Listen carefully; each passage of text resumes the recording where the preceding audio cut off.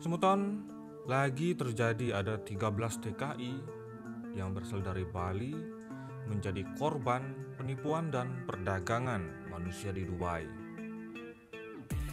Tentunya ini sebuah berita yang tidak mengenakan semeton di tengah sulitnya mendapatkan pekerjaan di Bali. Di Indonesia, akhirnya para pencari kerja memutuskan untuk mencoba mendapatkan pekerjaan yang layak di luar negeri. Iming-iming mendapatkan dolar yang tentunya dengan nilai lebih daripada bekerja di dalam negeri dengan jumlah UMR yang sedikit. Namun, para pekerja ini justru sebaliknya jadi korban penipuan perdagangan manusia di Dubai. Seperti kita ketahui, semeton sudah menjadi rahasia umum bagi kami dulu, misalnya seperti bagi kita para pencari pekerja, karena saya juga pernah dulu merasakan bagaimana susahnya untuk mendapatkan kesempatan untuk bekerja di luar negeri, bahkan sampai harus membayar sejumlah uang kepada agen-agen sebelum berangkat. Dan mungkin ini juga terjadi kepada 13 TKI yang sudah mengeluarkan uang, bahkan mungkin itu dapat dari berhutang dengan harapan setelah bekerja bisa segera untuk membayarnya. Namun yang terjadi justru mereka kena tipu dan menjadi bahan yang diperdagangkan, yaitu perdagangan manusia di Dubai.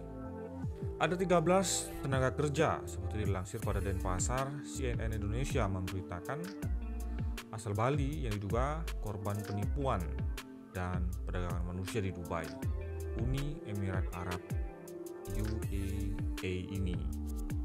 Direktur Perlindungan WNI dan Badan Hukum Indonesia Kementerian Luar Negeri RI, Juda Nugraha mengatakan pihaknya sudah mengetahui dan tengah menelusuri kasus ini. Juda mengatakan memang sudah mendapatkan laporan soal ini dan sedang ditangani oleh Konsulat Jenderal RI di Dubai. Saat CNN bertanya dan beliau mengkonfirmasi demikian melalui pesan singkat yang disampaikannya kepada CNN. Namun Juda tidak menjelaskan secara detail soal kronologi bagaimana dugaan penipuan dan perdagangan manusia ini terjadi. Kemudian secara terpisah, Kepala Dinas Ketenagakerjaan dan ISDM Provinsi Bali, Ide Bagus Kurah Arda mengatakan akan menelusuri kabar 13 pemuda asal Bali ini yang menjadi korban penipuan. Dan kemudian mirisnya Yuda mengatakan bahwa 13 korban dari PMI ini belum melaporkan atau menyampaikan aduan. Makanya Yuda mengatakan sangat kaget kok ada berita seperti ini. Kemudian ia juga mencari tahu apakah ke-13 PMI ini pergi ke Uni Emirat Arab ini untuk bekerja dengan proses resmi atau tidak resmi sesuai dengan prosedural. Menurut Arda, jika mereka pergi ke TKI resmi seharusnya data-datanya pasti ada. Nah, ini menjadi permasalahan yang sangat pelik, di mana banyak juga tenaga kerja kita yang ingin berangkat cepat, jadi melalui jalur-jalur yang tidak resmi. Berhati-hatilah dengan ini, semeton. Kemudian Yuda juga mengatakan kalau dia PMI yang resmi, tentunya surat-surat seperti paspor, visa kerja atau EKTKLN, surat keterangan sehat, dan kemudian ikut program BPJS.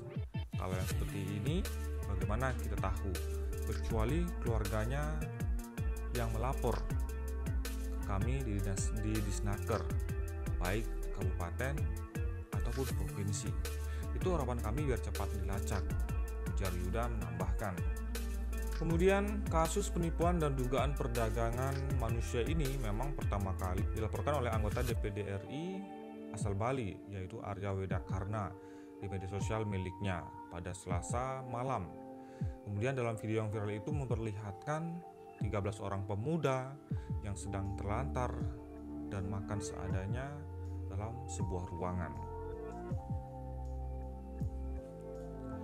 Nah, ini Sementara ini adalah sebuah pembelajaran, mungkin begitu susahnya untuk mendapatkan akses untuk berangkat ke luar negeri sehingga mereka melakukan jalan-jalan pintas. Dan tentunya ini adalah sebuah permasalahan yang mestinya menjadi pemikiran kita bersama, baik dari pemerintah Provinsi Bali, kemudian juga warga masyarakat. Jika memang persyaratan untuk mendapatkan akses kesempatan bekerja di luar negeri itu dirasa susah, mungkin karena tesnya yang terlalu ribet atau juga hal-hal lainnya, masyarakat mestinya bisa mempertajam skill dan kemampuannya agar tidak mudah mengikuti agen-agen yang tidak resmi yang memberikan iming-iming bahwa dengan jalur yang tidak benar itu lebih mudah keberangkatannya. Tentunya ini merupakan cambukan bagi pemerintah. Kenapa jalur-jalur yang tidak resmi ini lebih mudah untuk merekrut masyarakat bekerja? Tentunya jika pihak pemerintah Bali bisa memberikan kenyamanan, kemudahan, mungkin dengan berbagai pelatihan dan lain-lain, memfasilitasi warganya agar bisa mengikuti jalur resmi, masyarakat tidak mungkin pastinya memilih jalur yang tidak resmi. Jika yang resmi itu lebih mudah dan lain sebagainya. Nah, tentunya pertimbangan keselamatan di luar negeri bagi keluarga sangatlah penting untuk menjamin keamanan daripada keluarganya yang ingin bekerja di luar negeri. Semoga kasus ini tidak terjadi lagi ke depannya. Bagaimana pendapat Anda, semeton? Silahkan tuliskan di kolom komentar.